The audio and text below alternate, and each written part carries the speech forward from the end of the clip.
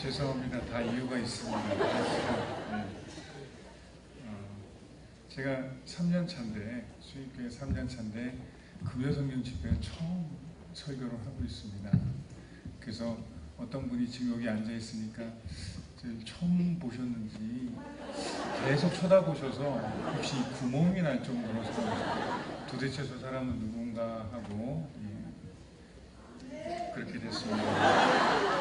네, 감사합니다. 말씀 먼저 보겠습니다.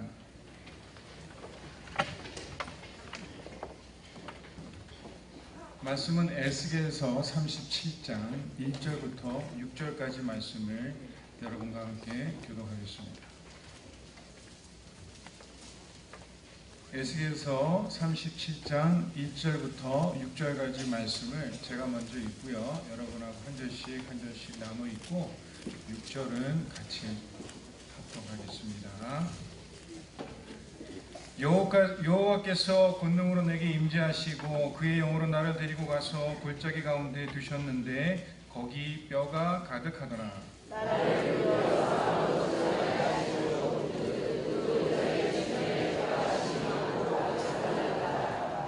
그가 내게 이르시되 인자야 이 뼈들이 능히 살 수 있겠느냐 하시기로 내가 대답하되 주 여호와여 주께서 아시나이다.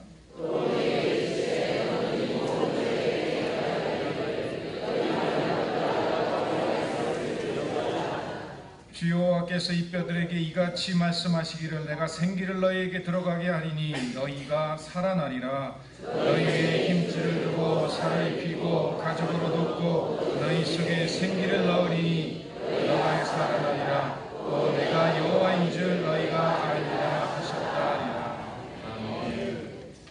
잠시 기도하겠습니다. 사랑과 은혜가 많으신 하나님 아버지, 금요일 저녁에도 아버지 하나님 사랑해서 주님 전에 나왔습니다. 하나님 은혜 사모해서 주님 전에 나왔습니다.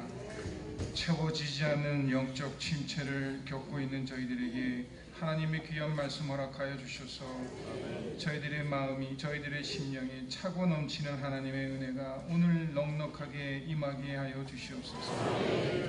아버지 하나님 말씀을 전하는 주의 종은 보잘것없사오나 뒤에 계신 주의 성령님께서 오늘 이 자리에 임재하여 주셔서 불의 혀같이 바람같이 이 자리를 임재하여 주시옵소서.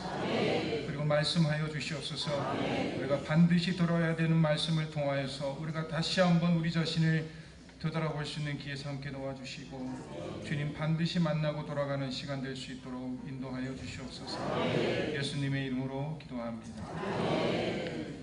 앞뒤 좌우에 계신 분들과 이렇게 한번 인사 나누겠습니다. 주님 꼭 만나고 갑시다.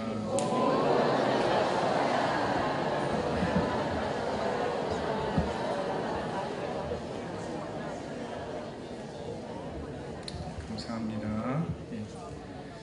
저는 오늘 본문 에스겔서에서 또 이 말씀을 설교를 준비하기 전에 간단하게 묵상을 하면서 성령님께서 이런 감동을 주시는 걸 받았습니다. 하나님은 자신이 또 자신의 품에서 자신의 가슴으로 품고 키웠던 당신의 자녀가 당신을 떠나는 것을 무척 안타까워하시고 가슴 아파하고 계십니다. 떠난 주님의 자녀들이 주님의 품에 다시 오기를 하나님께서 두 팔 벌려 기도하고 계십니다. 그래서 오늘 이 시간 저는 하나님의 이와 같은 안타까움을 여러분에게 전해드리는 것이 저의 소명이라고 생각합니다. 또 지금 이 시간 혹시 교회를 마음으로든 몸으로든 떠났던 분들이 이 자리에 돌아와 계신다면 오늘 시간을 통해 하나님께서 주시는 참된 평화를 누리시기를 간절히 소망합니다. 오늘 본문 말씀은 이스라엘 역사상 가장 어둡고 고통스럽고 힘든 시기를 살았던 이스라엘 백성에 대한 에스겔 선지자의 기록이 있습니다.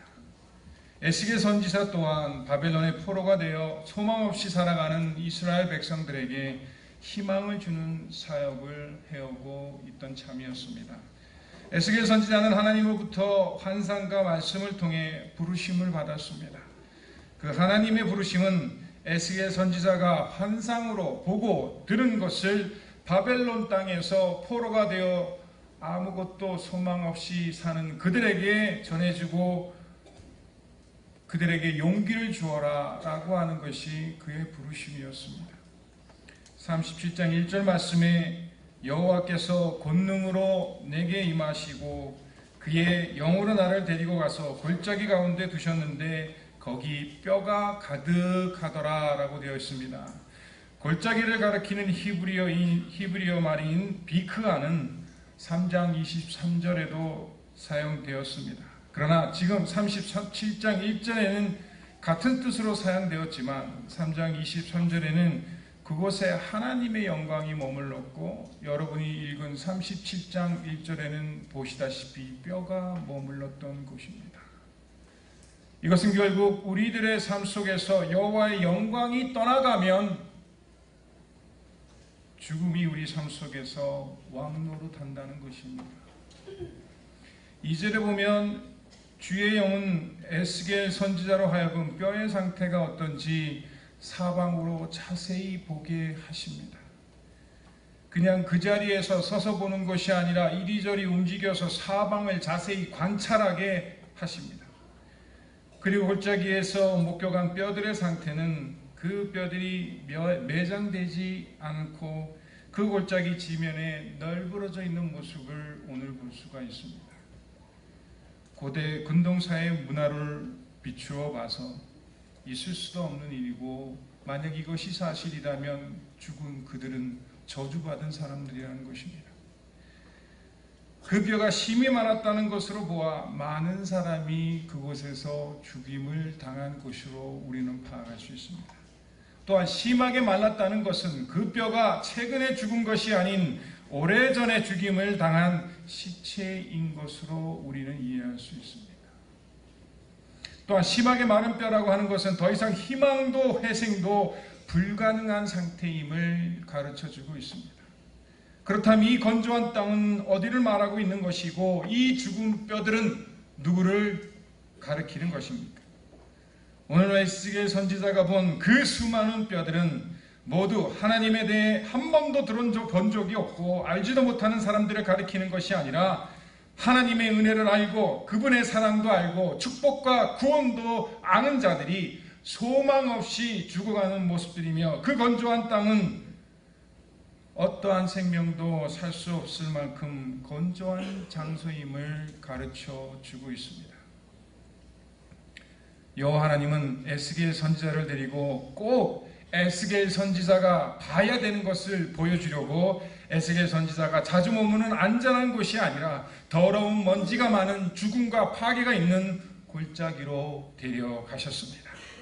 사랑하는 성도 여러분, 때론 하나님이 우리의 평범한 일상을 떠나 우리가 처해 있는 신앙의 실체, 삶의 실체를 직접 보기를 원하실 때가 있습니다. 그러므로 우리 스스로 우리 신앙의 실체를 깨닫고 그 더럽고 죽음과 파괴의 그림자가 드리운 골짜기에서 속히 나오기를 원하는 아버지의 마음을 읽으셔야 되는 것입니다. 본문 37장 3절에는 여호와 하나님은 에스겔에게 묻습니다. 인자야, 즉 Son of Adam 하고 하는 얘기입니다. 이것은 무엇입니까? 인자 곧 아담의 후손들아, 이 뼈들이 능히 살 수 있겠느냐고 묻습니다. 이 질문은 인자 즉 아담의 후손아, 살과 뼈를 가진 후손들아, 너희들이 보기에는 이 뼈를 너희들이 살릴 수 있겠다고 보느냐라고 하는 말씀입니다. 그리고 너의 한계를 직접 경험하라. 너희들의 상황을 직접 보고, 즉 너희들의 힘으로 무엇을 할 수 있는지를 반드시 보고 느끼라는 것입니다. 너희들의 지식과 능력으로는 너희의 어렵고 힘든 상황을 이겨낼 수 있다고 생각하느냐 라는 것입니다. 또한 너희가 처한 신앙의 실체를 보아라. 그래도 그곳에 소망이 있다고, 그리고 그곳에서 살아날 수 있다고 생각하느냐 라고 묻는 것입니다. 그런데 사랑하는 여러분, 여기서 우리가 반드시 짚고 넘어가야 될 것이 있습니다. 그것은 왜 그 많은 뼈들이 죽었느냐는 것입니다. 여기 의사나 아니면 간호 쪽, 또 병동의 직종에 가지고 계신 분도 있으시겠지만, 우리가 암에 걸린 환자, 다시 말해서 시한부 환자를 병원에 데려가는 목적은 단 한 가지입니다. 혹시 당신이 이 죽어가는 시한부 인생을 살릴 수가 없는지, 어떻게 손써 볼 수 없는지에 대한 소망일 것입니다.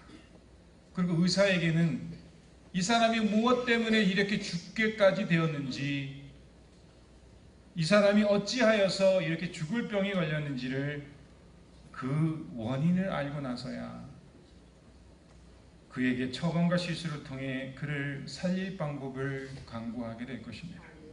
하지만 의사는 환자가 죽기 전에까지만 필요합니다.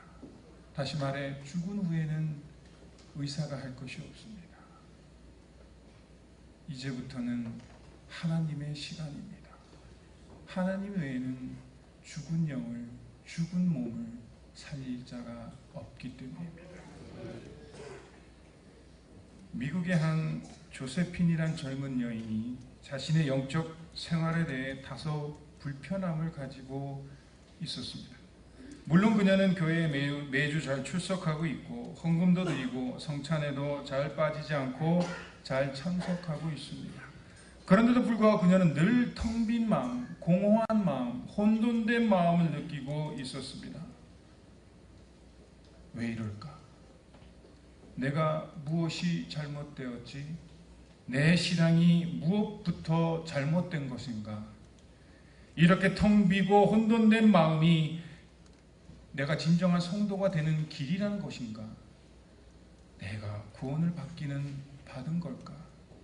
내 삶 속에서 하나님의 만지심을 경험하기 위해 내가 과연 무엇을 해야 하는지, 이렇게 신앙생활해도 되는지 자신에게 매일 물어보곤 하지만 그녀는 속 시원한 대답을 들을 수가 없었습니다. 사랑하는 성도 여러분, 그녀만 그런 것이 아닙니다. 세상에는 몇천 명, 몇백만 명이 그녀와 같은 신앙의 문제로 고통받고 신음하고 있습니다. 그녀의 믿음은 매일매일 점점 죽어가고 있습니다. 그녀의 영적 가뭄과 침체는 그녀를 영적 죽음으로 내몰고 있습니다. 사랑하는 성도 여러분, 그렇다면 여기 계신 사랑하는 숭의교회 성도 여러분들은 어떠하십니까? 혹시 여러분은 지금 영적 침체의 시기를 고통 가운데 보내고 계시지 않습니까? 어떻게 우리 자신이 영적 침체를 겪고 있는지 나는 잘 모르겠어요 라고 하시는 분이 있습니까? 다음 5가지의 예에 한 가지라도 해당이 되면 여러분이 영적 침체를 경험하고 있는 것이 맞습니다. 앤리븐 칼더 목사는 30년 동안 목회하던 교회가 분쟁으로, 다툼으로 나누어진 것을 보고 Prophetic People in Charging Church라고 하는 예언적 사람들이 만드는 교회의 변화라고 하는 논문에서 5가지 영적 침체가 진행 중인 성도들이 보일 수 있는 영적 신호들을 말하고 있습니다. 첫째, 혹시 여러분 중에 영적 충족함을 다 받지 못하였는데 헌신과 나눔을 누군가에게 요청 받으신 적이 있습니까? 만약 우리가 영적 재충족 없이 나눔과 헌신을 한다면 그것은 마치 라디에이터에 있어야 될 냉각수가 없어 그들이 그것도 모르고 운전을 하다가 길바닥에 차가 퍼지는 것과 같습니다. 다시 영적 체험이 없이, 영적 채워짐이 없으면, 영적 충족이 없으면 우리는 영적으로 탈진할 수밖에 없습니다. 결국 라디에이터에 냉각수가 채워지지 않으면 길바닥에 퍼지는 것처럼 이 영적 가뭄이 지속되면 우리는 우리의 영과 육은 감정적으로나 정신적으로나 육적으로나 큰 충격을 받을 수밖에 없습니다. 둘째, 혹시 여러분은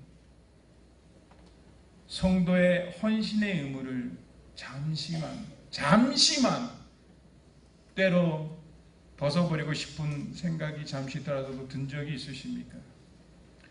우리가 겪는 영적 가뭄을 교회 안에서 밖에서 하나님을 섬기는 것에 미묘한 동요가 우리 안에 일어나게 됩니다.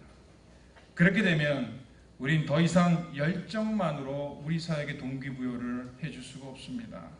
오히려 우리 안에는 마지못해 하는 마음과 저항이 뿌리를 내릴 수밖에 없습니다. 하지만 지속된 요청이 오면 영혼 없는 순종, 영혼 없는 봉사, 영혼 없는 헌신을 하게 되는 것입니다. 셋째, 혹시 여러분 안에 예수 그리스도의 구원의 기쁨이 아직도 남아 있습니까? 그리고 그 기쁨으로 하나님의 일을 감당하십니까? 시편 51편 12절 13절 말씀에 보면 우리 안에 구원의 즐거움으로 주께 사람들을 인도하라고 하십니다. 우리가 영적 가뭄을 겪으면 우리 주변에 있는 예수 그리스도를 모르고 살아가는 사람들에게 나쁜 영향을 줄 수밖에 없습니다. 결국 우리는 기쁨이 넘쳐 주님의 일을 하지 않게 되며 우리는 결국 주 안에서 참 기쁨을 이제는 완전히 잃게 된다는 것입니다. 넷째, 혹시 하나님 우리 곁에 계시다는 것을 단 한 번이라도 의심하신 적이 있습니까? 우리 안에서 영적 가뭄을 만나면 우리는 조금씩 하나님과 멀어지는 것을 경험할 수밖에 없습니다. 그것을 인정하고 싶지 않지만 느끼고 살 수밖에 없는 것입니다. 그로 인해 우리는 하나님과의 약속된 골방 기도를 멈추게 됩니다. 간헐적으로만 하나님의 말씀을 결청할 뿐 진심으로 하나님의 말씀을 경청하는 수가 줄어든다는 것입니다. 하지만 우리 하나님은 우리의 영적 가뭄이 있든지 없든지 상관없이 지속적으로 여러분들에게 하나님의 말씀을 주십니다. 우리가 영적 가뭄의 상태이면 하나님의 말씀을 더 주의 깊게 귀 기울여 들을 수가 없습니다. 그것이 영적 침체의 문제입니다. 마지막 다섯째입니다. 혹시 여러분 중에 교회의 미래보다 교회의 지난날에 대한 관심과 대화를 더 많이 하시는 분들이 계십니까? 지난날과 같이 좋았던 동일한 일은 앞으로도 일어날 수가 없습니다. 그 은혜의 장에 있었던 사람들이 이미 노인이 되었고 더 이상 그와 같은 은혜의 장으로 바뀌어질 수가 없습니다. 하지만 빨리 지난날의 영광을 잊어버리고 나은 미래를 향한 화합과 협력을 도모한다면 오히려 더욱 건강한 교회로 나아갈 수 있지 않겠습니까? 이 5가지 영적 가뭄의 징조들 중에 단 하나라도 여러분이 겪고 있는 영적 침체에 해당되는 것이 있다면 여러분은 죄송합니다만 영적 침체에 신음하고 있는 성도임이 분명합니다. 오늘 본문 에스겔서에서 하나님은 마른 뼈의 환상을 통해 이스라엘 백성들의 영적 실체를 보였습니다. 그리고 또한 그들이 하나님을 모르고 하나님의 은혜도 경험해보지 못한 이들이 아니고 오히려 구원받은 성도들의 영적 실체를 보여주신 것입니다. 사랑하는 성도 여러분, 여러분에게 묻겠습니다. 여러분과 저의 영적 실체가 이것보다 더 나은 것이 무엇입니까? 영적 재충전할 기회도 없이 행해지는 여러분의 헌신과 섬김을 하나님이 과연 기쁘게 받으시겠습니까? 여러분이 마지못해 하는 영혼 없는 봉사와 섬김에 여러분의 영과 육이 강건해지겠습니까? 여전히 구원의 기쁨이 여러분의 영적 삶 속에 가득 차 있습니까? 그렇지 않다면 우리의 삶 속에서 그 구원의 기쁨이 없다면 우리의 믿음은 죄송합니다만 오늘 본문에 나온 마른 뼈의 환상과 다를 것이 없습니다. 바로 이것이 여러분과 저 대한민국 교회의 영적 실체입니다. 어떻게 해야 합니까? 살아야 합니다. 다시 살아야 합니다. 저 마른 뼈의 힘줄과 살이부터 새 삶을 살아야 합니다. 그런데 하나님은 인자야. 즉 아담의 원죄를 갖고 태어난 너희들의 노력만으로 다시 사는 것이, 살아나는 것이 가능하겠냐는 것입니다. 에스겔 선지자는 그 하나님의 질문에 주여 여호와께서 아시나이다 라고 대답을 합니다. 그건 무슨 말씀입니까? 이것은 에스겔의 선지자의 고백은 내 삶의 주인 예수 그리스도, 내 주인의 삶의 주인 하나님이 없이는 우리의 삶에 소망이 없습니다. 우리를 살리는 분도, 생명을 거두어 가시는 분도 하나님이란 고백입니다. 우리가 아무리 지혜가 있어 우리의 앞날을 계획하고 준비할지라도 하나님 없이는 소망이 없습니다. 하나님이 지난 97년 동안 눈동자처럼 지키시고 인도하심을 받은 우리 숭익교회도 우리의 주인 되신 하나님이 없이는 소망이 없습니다.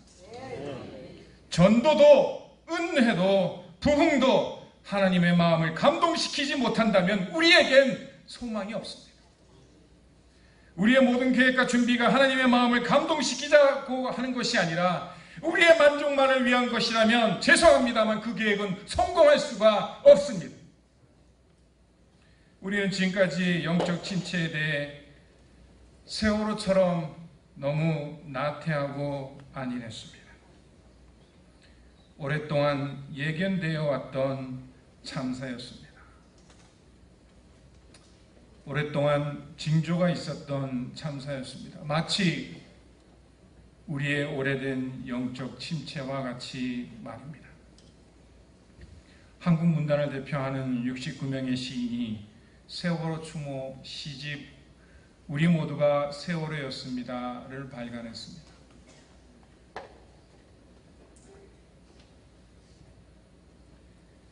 난파된 교실 나희덕 시인.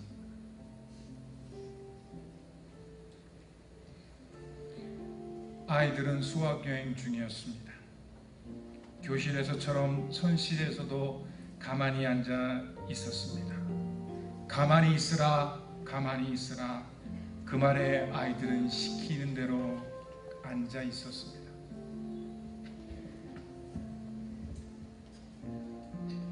이것은 제가 이 시를 읽고 오늘 설교에 포함된 글입니다. 우리들은 모두 힘든 삶의 영적 중이었습니다. 어느 예배 때처럼 나의 영적 침체에도 안심하라, 안심하라 해서 그 말에 우리를 시키는 대로 가만히 앉아 있었습니다. 나의 영이 죽어가는 죄도 모르고 이 봄에 이름을 찾지 못하고 있다. 김선우 시인. 기억하겠다. 너희가 못 피운 꽃을 잊지 않겠다. 이 욕됨과 슬픔을 환멸에 기울어 무능한 땅을 냉담하기엔 이 땅에 살아남은 어른들의 죄가 너무 크다. 기억하겠다. 당신들의 탄식과 눈물들을 잊지 않겠다. 이 욕됨의 슬픔을 절망에 기울어 무능한 교회를 냉담하기엔 이 땅에 살아남은 목회자들의 죄가 너무 많다. 송경동 시인. 돌려 말하지 말라. 온 사회가 세월호였다. 오늘 우리 모두의 삶이 세월호였다. 자본과 권력은 이미 우리들의 모든 삶에서 평형수를 걷어냈다. 돌려 말하지 말라. 우리 모두가 세월호였다. 오늘 우리 모두의 영적 삶이 세월호였다. 우리의 영적 무감각과 안일함은 이미 우리들의 모든 삶에서 평형수를 덜어냈다. 이 물속에 잠긴 세월호의 모습은 우리의 안일함과 영적 무감각이 죽은 모습입니다. 이것을 우리의 영적 죽음으로 여기고 주님과 함께 영적 부흥을, 예수의 첫사랑을 회복하신 모든 성도 여러분 다 되시기를 축복합니다. 성경에 보면 나병이라는 병이 나옵니다. 예전에는 나병을 문둥병이라 했고 지금은 한센병이라고 부르죠. 나병의 특징 중에 하나가 감각이 없습니다. 나병을 앓았던 사람들을 보면 대부분 손가락과 발가락이 없습니다. 있다 할지라도 온전한 모습이 아닙니다. 이렇게 될 수밖에 없는 이유가 감각을 상실했기 때문입니다. 나병을 가진 사람들은 밤에 잠을 잘 때 쥐가 와서 발가락을 갉아먹어도 아픔을 느끼지 못한다고 합니다. 길을 가다가 돌에 걸려서 넘어져 손가락이 골절되어도 모른다고 합니다. 감각이 없기 때문입니다. 그래서 나병을 가진 분들은 온몸에 상처투성입니다. 여러분, 무감각이라는 것은 이렇게 무서운 것입니다. 19세기 미국 대부흥을 이끌어온 영적 지도자였던 찰스 피니는 이렇게 말합니다. 그리스도인에게서 부흥이란 첫사랑을 회복하는 것이다. 죄인들에게서 부흥이란 과거를 뉘우치는 것이다. 또 우리가 기억해야 될 중요한 사실 하나는 구원받는 성도들이 영적으로 새롭게 되지 않는 것은 죄인들이 회개하지 않는 것보다 더욱 비난받아야 될 것이다 라고 하고 있습니다. 시대의 예언자라고 평을 받고 있는 미국의 대표적인 윌슨 토저 박사는, 또 목사는 이렇게 얘기합니다. 우리는 영적 무감각에서 벗어나는 것을 가장 시급한 일로 여겨야 한다.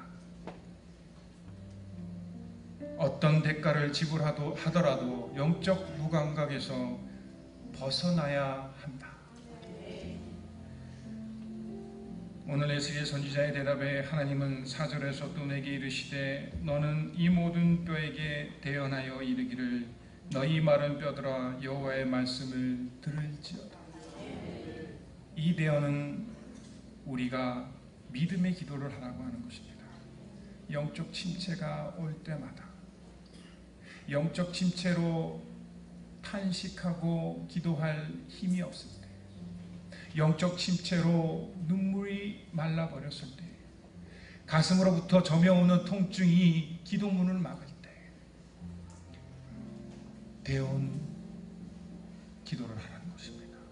믿음의 기도를 하라고 하는 것입니다. 믿음의 기도는 병든 자를 구원하리니 주께서 그를 일으키시리니 혹시 죄를 범하였을지라도 사하심을 받으리라. 사랑하는 성도 여러분, 오늘 이 시간 여러분이 이렇게 기도하셨으면 합니다. 주여, 이제 내가 나의 정확한 영적 실체를 보았나이다. 주여, 나를 살려주십시오. 우리로 하여금 기도하게 하소서. 우리에게 회개의 영을 부어주십시오. 우리가 이젠 오랫동안 닫혀있던 기도 골방의 문을 열고 주님과 독대하게 싸우니 지금까지 영적 침체에 나태했던 우리의 마른 뼈를 다시 한번 살려주십시오. 주께서 말씀하십니다. 주여, 여호와께서 이 뼈들에게 말씀하시길 내가 성령으로 너희에게 들어가게 하리니 너희가 살리라. 너희 위에 힘줄을 두고 살을 입히고 가죽으로 덮고 너희 속에 생기를 넣으리니 너희가 살아나리라. 또 내가 여호와인 줄 네가 아니라. 기도하겠습니다.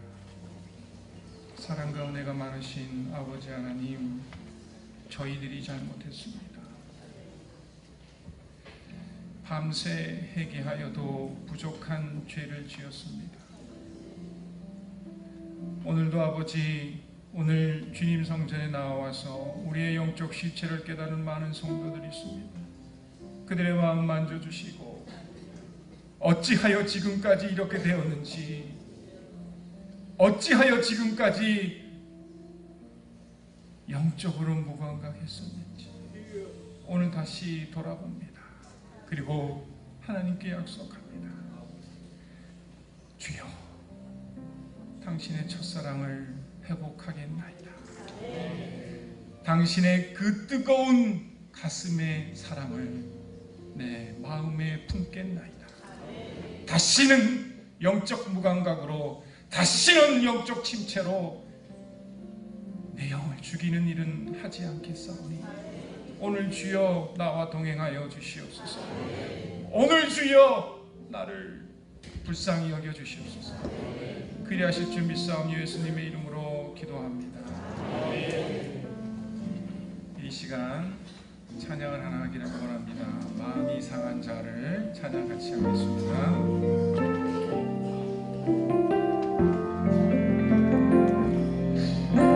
마음이 상한 자를 고치시는 주님, 하늘의 아버지 나를 주관하소서.